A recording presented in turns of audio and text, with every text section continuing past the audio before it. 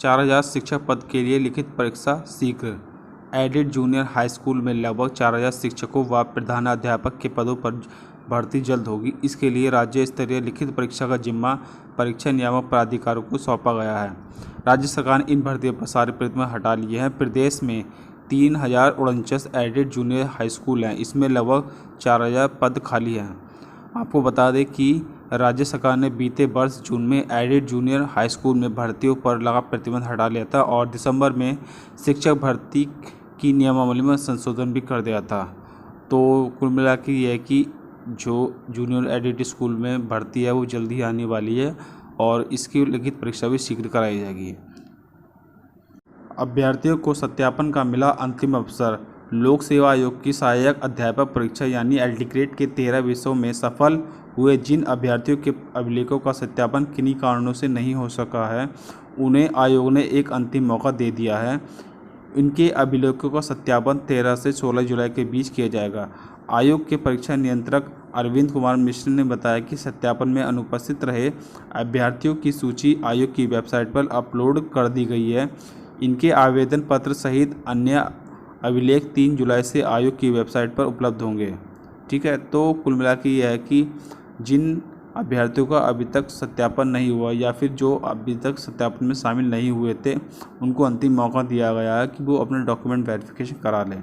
ठीक है। बीएड प्रवेश परीक्षा के लिए 7 जुलाई तक परीक्षा केंद्रों की सूची मांगी गई है। शासन ने 29 जुलाई को संयुक्त बीएड प्रवेश परीक्षा कराने के लिए लखनऊ विश्वविद्यालय को हरी झंडी दे दी है और इसका जो रिजल्ट है वो 28 अगस्त को परीक्षा परिणाम घोषित होंगे और 14 सितंबर से इसकी काउंसलिंग शुरू हो जाएगी। यानी कि कुल मिला के कहने का मतलब ये है कि आपकी जो बीएड प्रवेश परीक्षा है वो 29 जुलाई को होने वाली है। ठीक है, और इसका रिजल्ट जो जारी हो जाएगा वो 28 अगस्त को जारी हो जाएगा। बात करते हैं अगली खबर की। छात्रों की प्रोन्नति फॉर्मूले पर मंथन। प्रदेश के राज्य विश्वविद्यालय की परीक्षा निरस्त कर छात्रों को अगली कक्षाओं में प्रोन्नति करने के मामले में गुरुवार को कोई शासन आदेश जारी नहीं हो सका है। वार्षिक और सेमेस्टर प्रणाली वाले पाठ्यक्रम में पढ़ने वाले छात्रों को परीक्षा कराए बगैर अगली कक्षाओं और अगले सेमेस्टर में प्रोन्नत करने का फॉर्मूला बनाने पर मंथन जारी है। उच्च शिक्षा विभाग के अधिकारी कोई सर्वमान्य तरीका तलाशने में जुटे हैं। मुख्यमंत्री योगी आदित्यनाथ की अध्यक्षता में सोमवार को उनके सरकारी आवास पर हुई बैठक में परीक्षाएं निरस्त करने का फैसला ले लिया गया था।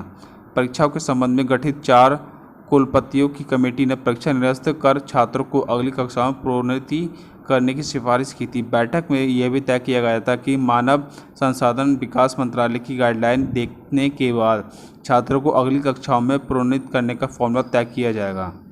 तो कुल मिला के यह है कि अभी तक किस तरीके से छात्रों को प्रोन्नत किया जाएगा उसका शासनादेश जारी नहीं हो सका है और बताया जा रहा है कि प्रोन्नति करने का फॉर्मूला ये हो सकता है, ये देख साइड में है।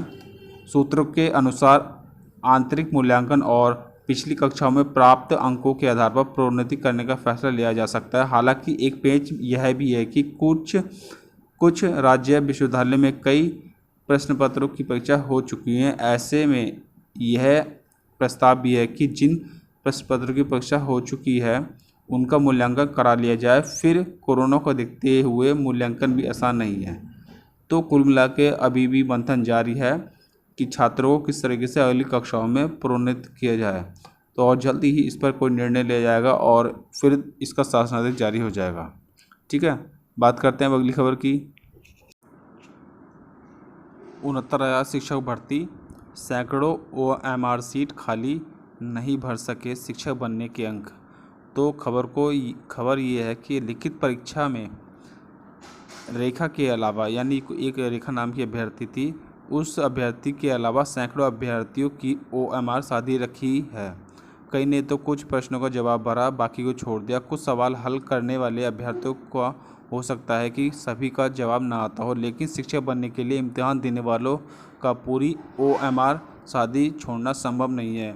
क्या उन्हें एक सवाल का जवाब भी नहीं आता?